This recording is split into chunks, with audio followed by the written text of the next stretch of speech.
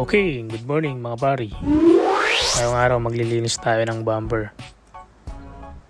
Hindi ko kasi malinis ng maayos kapag nakakabit sa kotse kaya ako siya tinanggal.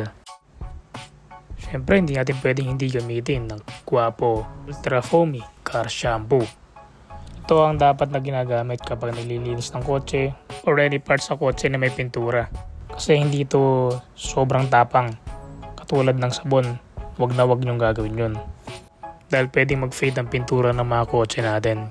Yung napakaduming bumper na yan, may mga langis pa sa gilid lang yan pag gamit mo ang Guapo Ultra Foamy Car Shampoo. Kaya sobrang bilis lang pag ito ang gamit.